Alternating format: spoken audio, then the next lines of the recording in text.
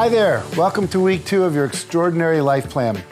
This week is going to be exciting because you are going to officially decide on your big ambitious goal.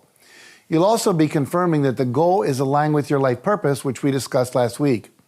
And you'll take some important action to remove some of the biggest obstacles and energy drains that are holding you back right now from manifesting your full potential. So you can remove those blocks and clear the path to even bigger success over the coming weeks. But first, I would like you to take a moment to visualize the extraordinary life you've envisioned for yourself this last week.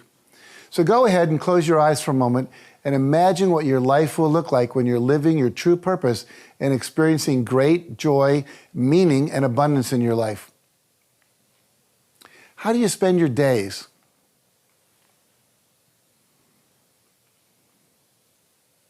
Why are you excited to get up in the morning? Where are you at in your career or your business? What are you working on? And how much money are you making, and how fulfilled do you feel?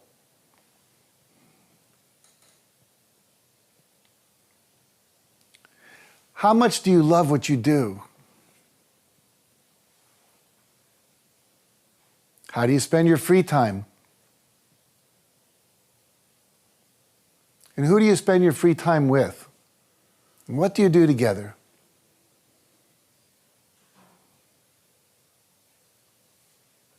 And how do you feel when you're doing these activities? And what do you love about them? What are your finances like? And how much money do you have in the bank?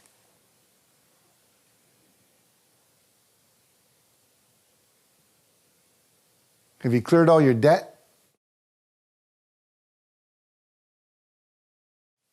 And how much have you invested in your future or your children's future?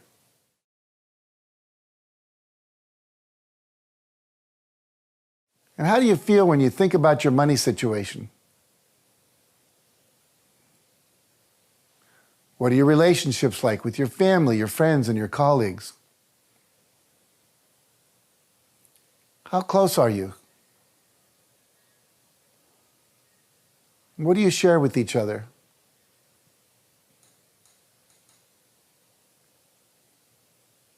How do you feel when you're together?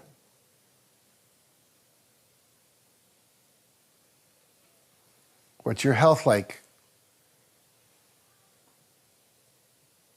How do you feel in your body? What kinds of physical activities do you enjoy to invigorate your mind and your body?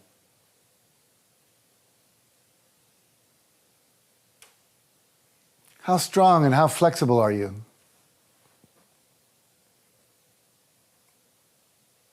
What are your personal growth goals?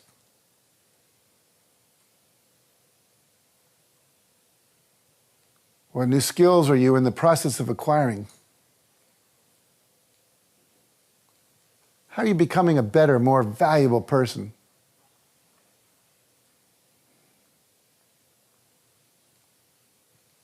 And finally, how are you making a difference in the world?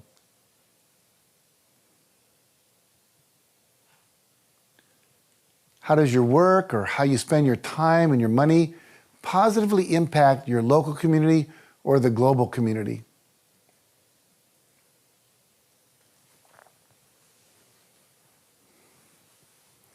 And how do you feel knowing that you're making such a positive contribution to the world?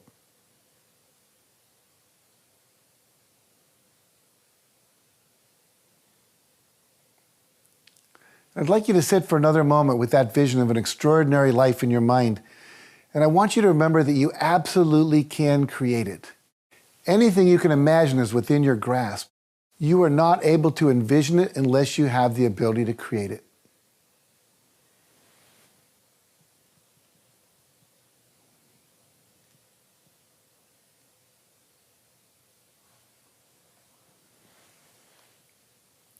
Remember, for all these aspects of your vision, it's just a matter of taking action and making it happen. Now, creating the extraordinary life you've just envisioned is obviously going to require you to complete more than just one goal. There are many things you'll need to do. So many different steps you'll have to take in all the different areas of your life in order to make that vision a reality. But some goals have a lot more impact than other goals. Some goals push you a few feet further in your journey, while others propel you miles and miles closer to your ideal reality. So how do you identify which goal is the best one for you to accomplish right now?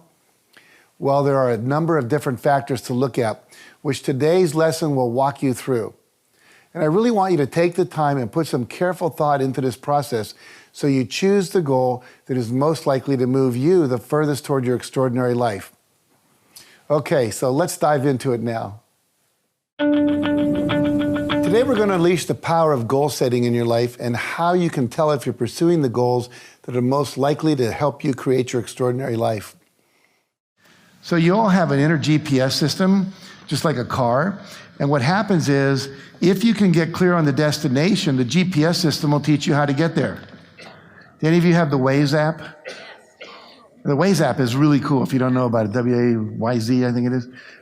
A-Z, whatever. Look it up on Apple. What happens is that it literally, I put in my destination, it tells me, turn here, go there, there's a traffic jam up here, get off the freeway, take this other route. I don't have to know how, I just have to commit to the what and put that in the computer and the how starts to show up. So how can you tell if you are on course or off course in relation to achieving your goals? You are on course when you experience joy. You see, joy is your feedback. It's your inner guidance system, and it's the single biggest indicator that you're moving in the right direction. It's a clear and obvious sign that you're living your purpose in a way that aligns with your highest values and has the biggest positive impact on the world around you. I want you to keep that in mind as you complete this week's activities. When you consider yourself taking a particular action or achieving a particular result, does it fill you with joy? And if so, that's an important signpost pointing you in the right direction toward creating your extraordinary life. Alrighty, this next clip, I'm going to walk you through an exercise that's going to have you brainstorming a list of possible goals for you to accomplish in your life.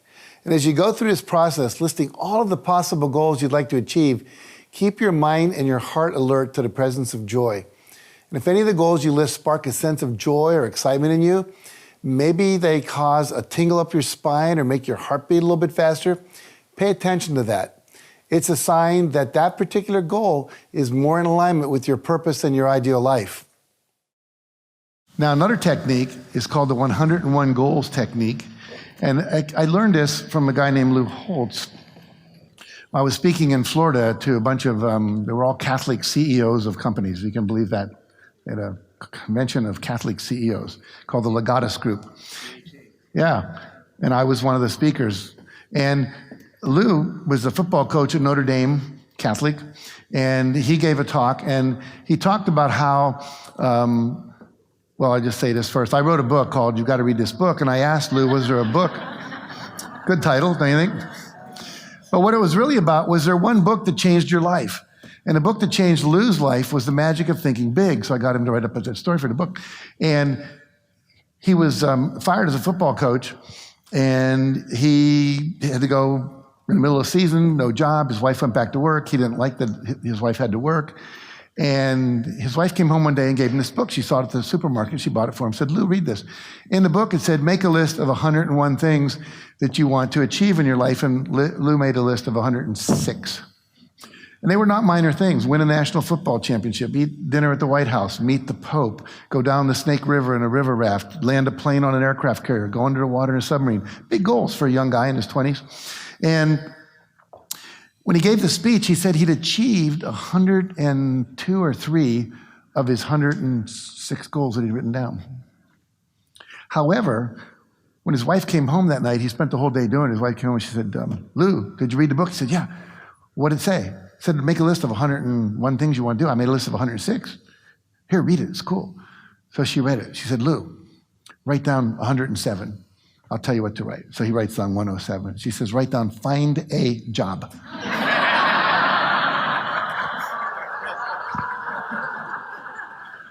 So big goals are important. Sometimes we have to do the thing in front of us. Anyway, think about that. Is that an extraordinary life? 3 national football championships, dinner at the White House, met the Pope, went down the river, he posted that list in his locker room at Notre Dame, which we increased. When you have goals, tell people. One of the things that stops people from achieving their goals is they don't tell people that they have a goal. Kennedy said, we're going to go to the moon by the end of the decade. A whole bunch of people said, I want to study quantum physics and astrophysics. I want to be part of that. They ended up working at NASA. See, the reality is you have to be willing to commit to what it is you want and then tell people about it. Because when you tell them, a lot of people will come forward and say, I can help you. So he put his list on the locker room, and then people would come forward and say, Lou, I am now a captain on a submarine in San Diego. If you can get out here in May, I can take you on a submarine tour. Or I'm an aircraft pilot now. I land on the aircraft carriers in the Navy. If you come out, I can let you fly behind the navigator guy. So all these things came true. An extraordinary life. But you have to decide, what is that for you? So make a list.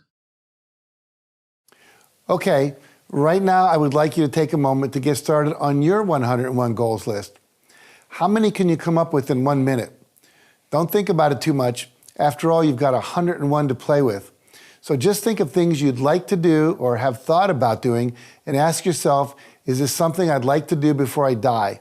And if the answer is yes, add it to the list. There's no such thing as having too many goals for yourself.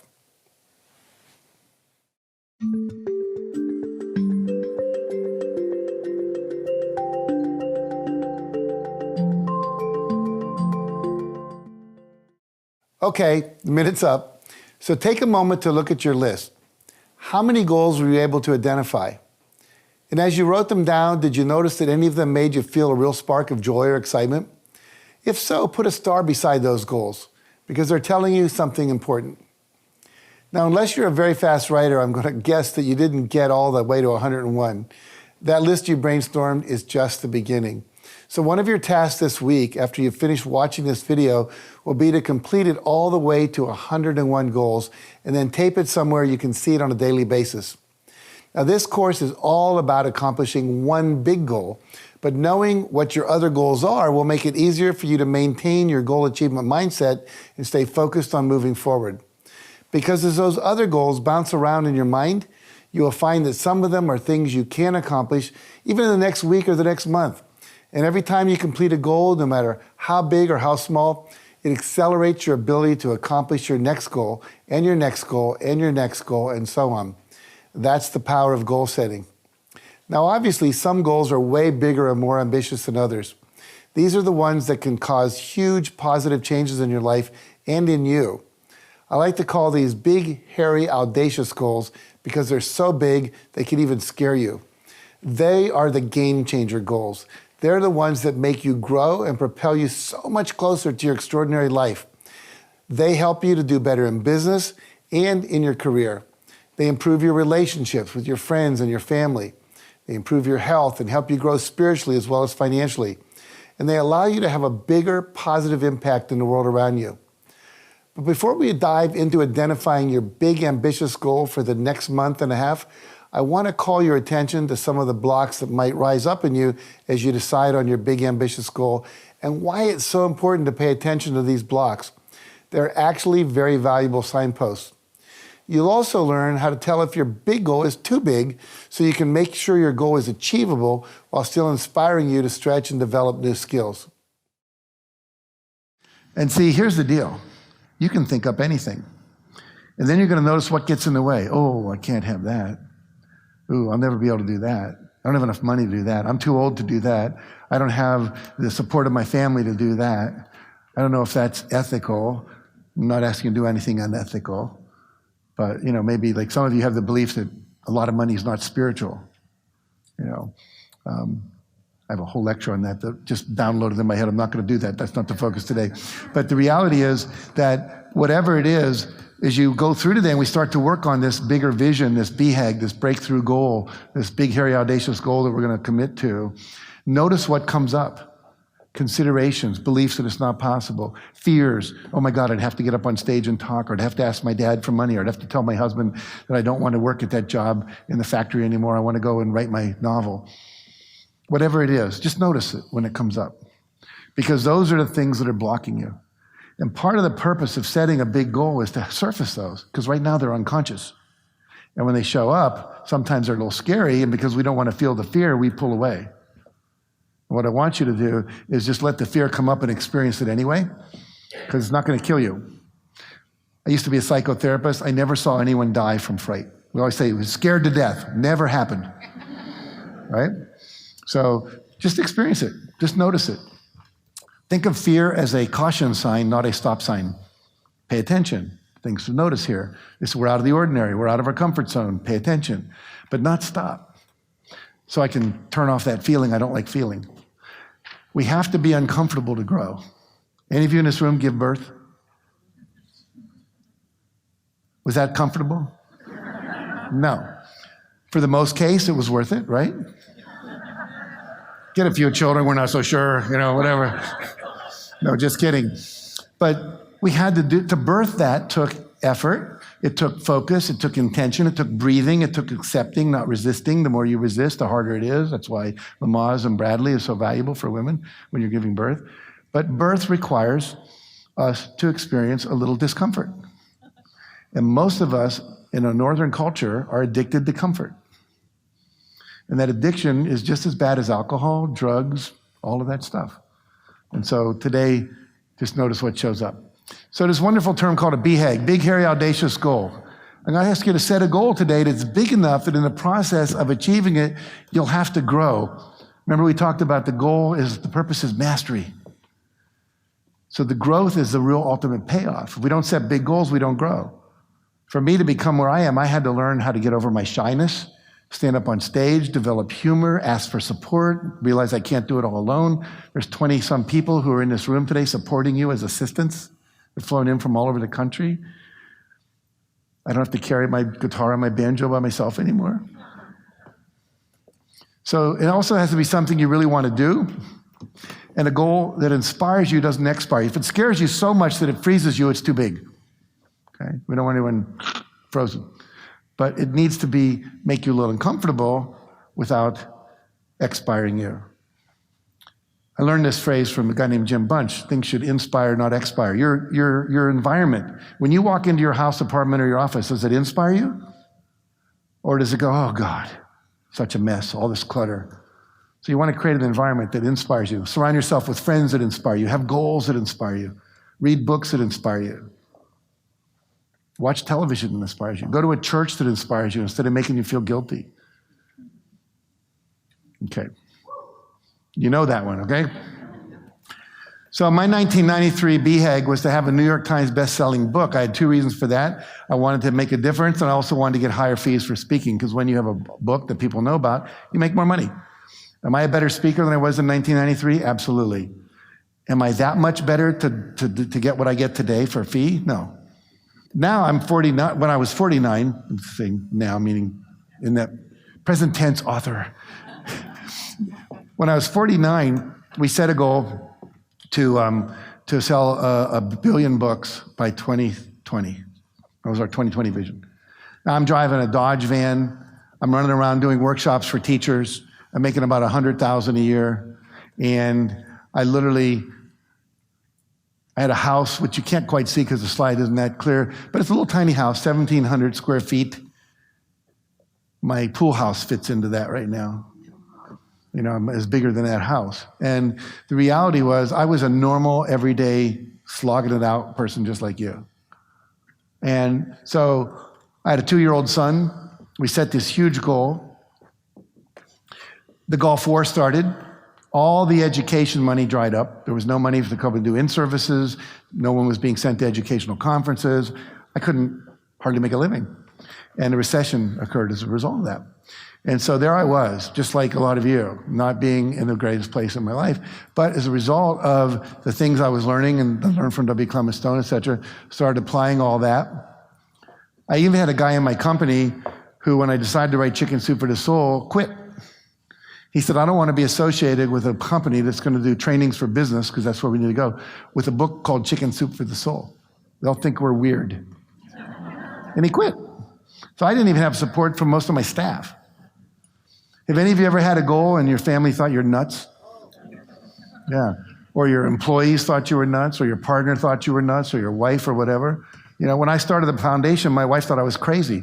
You're starting a foundation. We don't have enough money to eat. You're going to start a foundation? Yes, dear. You know? And now we've got over 850,000 people off welfare from the work in that foundation because we committed to the vision. Okay? So what came up for me, it'll come up for you, is fear. Fear. I love this acronym. It says, forget everything and run. But what we really want you to do is to face everything and rise. To face your fears, to experience your fears, to know that it's not going to kill you.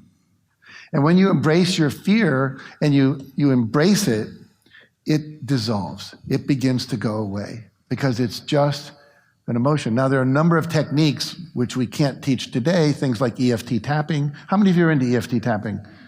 How many ever heard of EFT tapping? Okay, it's about half and half. There's a wonderful technique now. You can just tap on some acupuncture points while you think about the thing you're afraid of, and usually within 5 to 7 minutes, it disappears. So we don't have to be afraid anymore, okay? But you have to acknowledge the fear in order to deal with it. If you pretend you don't have it, see, I went to military school for a couple of years. I had a rich aunt who sent me to a military school because her son named Jack died, and I had the name Jack, so I got to go. And one of the things we learned to do there was pretend you don't have fear. We'd be going to play football with the worst team on the planet. I mean, the best team, worse for us. And we'd all be going, yeah, we're going to kill Ferry. Inside we're going, oh, we're going to die today, you know. But you couldn't admit it. So it took me years to acknowledge that I had fear and to experience the fear and to know that the fear didn't have to stop me. And now I'm much more in touch with my emotions because I was pretty much turned off like a lot of guys. What are you feeling? Fine. You know, you're suffering, but you're fine. So we want to be, all of us, showing up. So that was that goal. Sell 1 billion books by the year 2020 and positively impact lives through print, TV, products, speeches, trainings, and charity. Now we've sold 350 million books just in China, 500 million books worldwide. We still got 4 years to go. There's an uptick. We're going to hit the goal. And when we started that goal, we said, you're crazy. No way you can do that. Okay. Now that we've addressed some of the blocks you will experience as you set and work toward your big goal, the time has come to decide, what is your big goal going to be? The next section is going to help you gain clarity on that and teach you some important goal setting tips that will make it easier for you to achieve your big goal right out of the gate. What would you attempt in your life? What would you commit to? What would you want to have you say, I created that, I experienced that? If you knew you could not fail, if the universal power came down, stood in front of you, and said, you can have anything you want, I guarantee it, what would you take? What would you want? Can't fail. You've just been told, you might have to work a little bit, but it's guaranteed success. What would you do? I want you to think about that for a second. Anything's possible. What would you choose? And again, don't choose anything huge just to impress me. Choose it because it's something you want.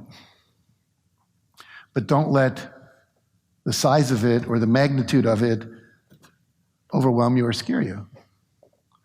If the fear comes up, that's fine. It's part of the process. It's part of the process. Just like, you know, when you go into labor, it's part of the process. General Wesley Clark, I interviewed him for my book. He said, it doesn't take any more effort to dream a big dream than it does to dream a small dream. Think about that. It doesn't take more brain cells. You don't have to scrunch up your face more. You don't have to eat any different. You just have to decide to put another zero after it or to make it bigger, whatever you want. Here's Paul Hogan. You may remember as Crocodile Dundee. He said, the secret to my success is that I bit off more than I could chew, and I chewed as fast as I could. I thought that's great. So we're going to unleash the power of goal setting, one of the major principles. And we're going to write this goal down in a minute, and we're going to talk about why for just 1 second. Research shows that writing your goals down increases your chance of achieving it by 1,100%. That doesn't take all that much effort to write it down, to get that much of it. If you could go to Vegas and they promised you a 1,100% return on every bet you put on the table, we'd all walk out of the room right now. I would, right? So this is an amazing statistic, and there's lots and lots of studies that validate this. This was the first one that was reported in USA Today. Only 4% of people who write down their goals, according to this one study, actually follow through and achieve their goals. 44% of people who wrote down their goals followed through and achieved them. One of my assistants a number of years ago wrote down his goals in January, put them in a drawer, never looked at them again, forgot he wrote it down. Took it out at the end of the year, he'd achieved 9 out of the 10 things he wrote down. Now, I recommend you look at it now and then again, but just to give you an example. So 11 times different. Dr. Gail Matthews at Dominican University up in Santa Fe did a study that's very similar to this, which I'll share with you a little later this afternoon, but the same idea. We're seeing the study after study after study that writing it down is one of the main things that jumps up the success. Having an accountability partner, having regular reporting, all these things are also part of it. We'll talk about that. So a goal is, to write it down correctly, has to be measurable in time and space. How much by when? How much by when? There was a big house on the ocean, not a goal. 4,000 square foot house on Pacific Beach in San Diego or Mission Beach or whatever is, by June 31st, 2018, 5 p.m., that's a goal. We know how much, we can measure it, we know when to show up to measure it. Without that measurability, it's an intention, a hope, a wish, it's not a goal. And so goal setting has to be specific.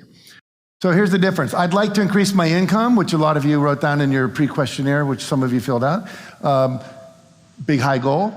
I will earn an annual income of $300,000 by 5 p.m. June 1st, 2017. That's specific, it's measurable, we can see if you did that or not. Now my unconscious mind, which is most of your mind, 85% of it, knows what it's supposed to go out and figure out how to do. It's like the captain up here has to set the course. The subconscious mind is down in the control room or in the engine room, the boiler room, making it all work to get you there. But if you don't set the goal correctly, your boat's just going around in circles or it stays in the dock. And so we want to make sure we write them correctly. So we're going to create a breakthrough goal that would quantum leap your professional success, or if you'd prefer your personal success, you get to choose, and require you to grow to achieve it, as we said. I'm going to give you a couple examples, some of our past students. Have my own 5-minute radio show. Chiropractor set that goal, had a 5-minute radio show in Dallas in the morning, talked about nutrition and all these different things, and his practice skyrocketed, and as a result of that, he ended up having 5 satellite offices and all kinds of people coming out of chiropractic school, making millions of dollars a year just from that one breakthrough goal. Write and publish a book. Talked about the importance and value of that if you were to do it. Open up China as a market. Imagine you had a product, you got 1 billion people who could buy it. Or India now, pretty similar. So if you had that, that would take you to another level. Learn a foreign language. Living in California, speaking Spanish, that would be useful if you wanted to be in business. Or the Middle East, where a lot of the money is right now, speaking Arabic, China. Most of the people at the big Wall Street investment firms are having their children all study Chinese. Recent study that showed that. They know where the world's going in terms of influence. So again, that would give you the ability to do business with one of the most powerful groups on the planet. Get a degree, get a license, get some kind of certification, might do a breakthrough for you. Double your sales would be a great breakthrough goal. Double your income. Get a certain client like Apple, Google, Microsoft, Uber, Airbnb, Foursquare, something like that would be up-leveled. I mean, I have friends who have one client and they're making hundreds of thousands a year just servicing one client because they're so huge and they're so, abundant. Okay, so what is your breakthrough goal? So here's what I'd like you to do. Why don't you just close your eyes for a moment. Just close your eyes and go inside. And really, really connect into your heart, the part of you that knows what you truly want. And say, what would I like my breakthrough goal to be? What's this vision of what I'd like to create or experience in my life?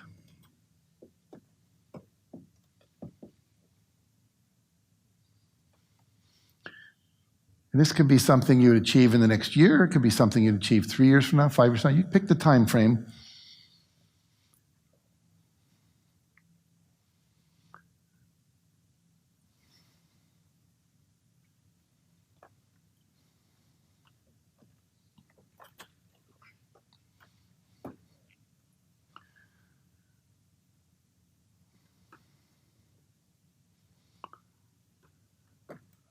And then come back. There's a space to write my breakthrough goal. I will. It starts with I will, or we will if it's a company or partnership. And then, remember, it needs to be measurable. I will have a coaching practice with 100 clients by such and such a date. Or I will have earned so much money by such and such a date. Or I will have built my dream house in Hawaii by such and such a date. Make it as measurable as you can by a certain time.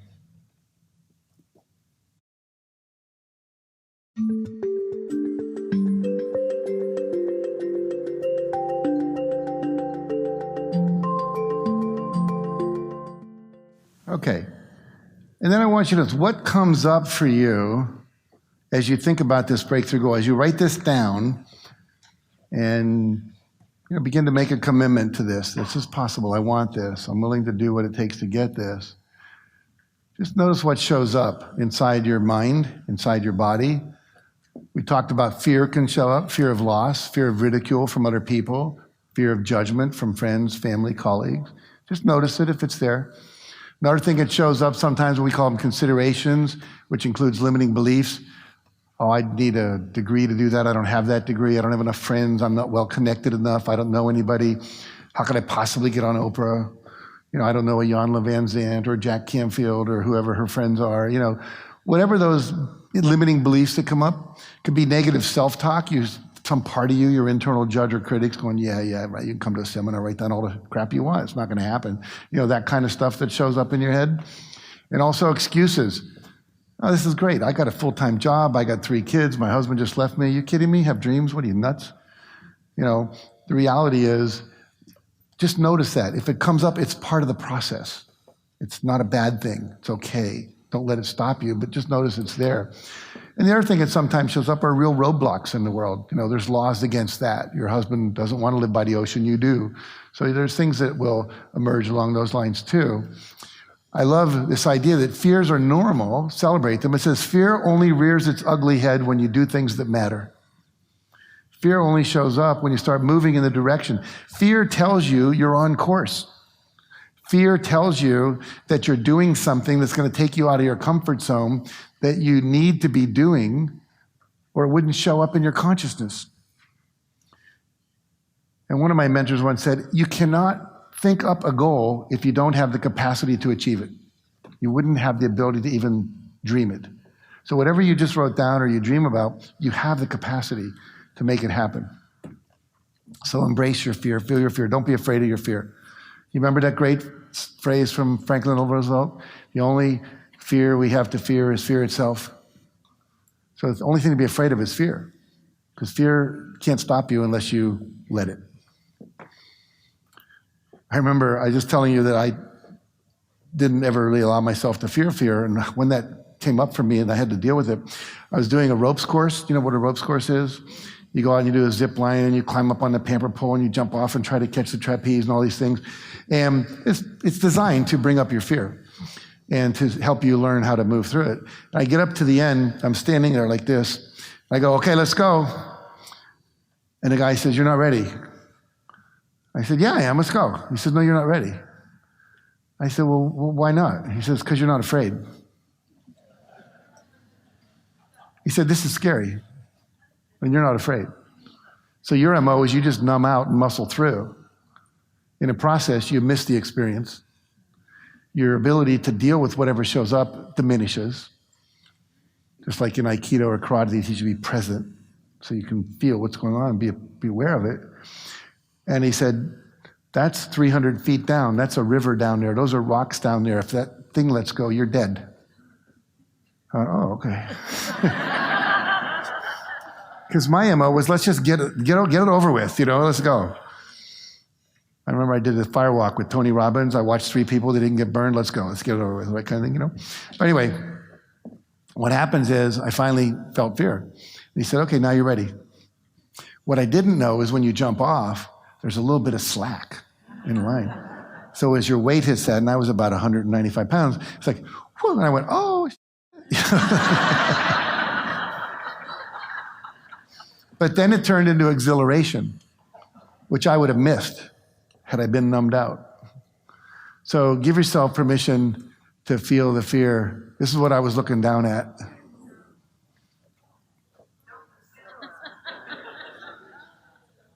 Yeah. So anyway, so embrace your fear.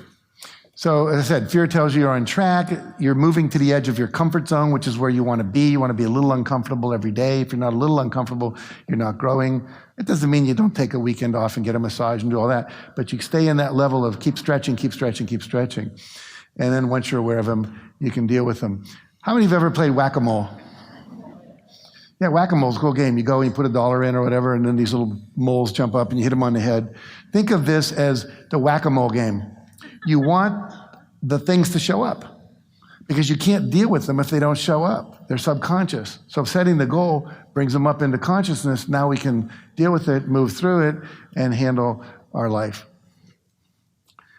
George O'Keeffe, great artist, said, "I've been absolutely terrified every moment of my life, and I've never let it keep me from doing a single thing I wanted to do."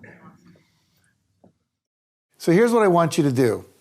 I'd like you to write in your notebook, "My breakthrough goal is," and then write down your goal again, making any adjustments if necessary now that you've had a bit more time to think about it. Then I'd like you to write why you chose that breakthrough goal. You could have picked anything in the universe, but why did you pick that particular goal? I'll give you a minute to do this.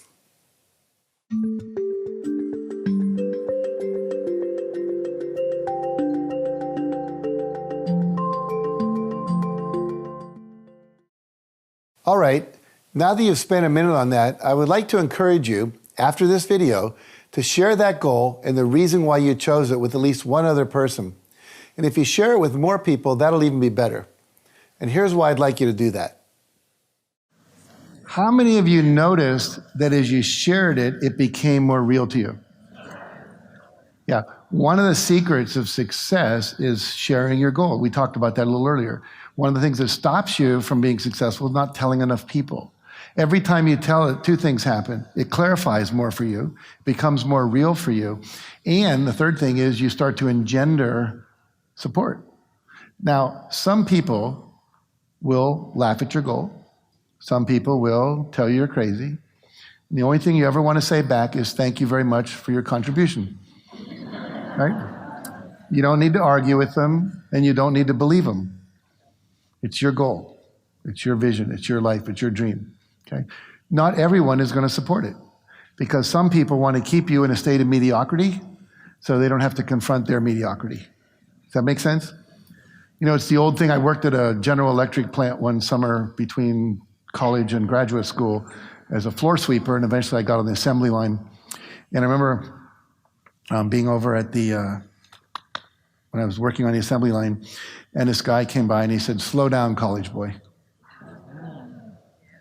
And I said, "What?" And he said, "Slow down." I said, "Why?" He said, "You're only here for the summer. We're here for the rest of our lives." Wow. And we don't want them to know that we can work this hard and fast because we got 30, 40 years ahead of us. And I thought, how sad. Number one, the resignation that was in there. And number two, the joy of actually fulfilling, doing things, making things happen. They didn't have it anymore.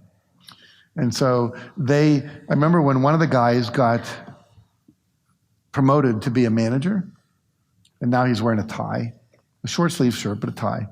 And he'd be walking around, all the guys are going, "Oh, you think you're so cool now, you're a manager," you know, like trying to bring him back down to their level so that they don't have to confront that they could be progressing toward their dreams, because it's scary, as you see.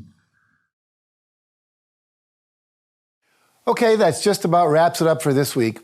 But before I sign off, though, I wanted to go over the main takeaways that I would like you to keep in mind this week as you complete the assignment and get ready to make your breakthrough goal a reality.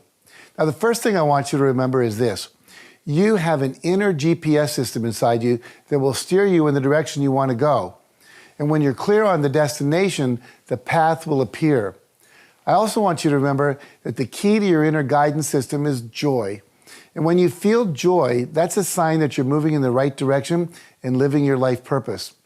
And the next thing I want you to remember is this, that the kind of goal you set for yourself should be big enough to scare you. As Richard Branson has said, if your dreams don't scare you, they're too small. Now remember, you have to be comfortable being uncomfortable in order to grow.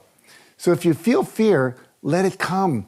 Fear is a sign that you're on the right track. because it means your goal is big enough to require you to grow. And remember, fear only arises when you do things that matter.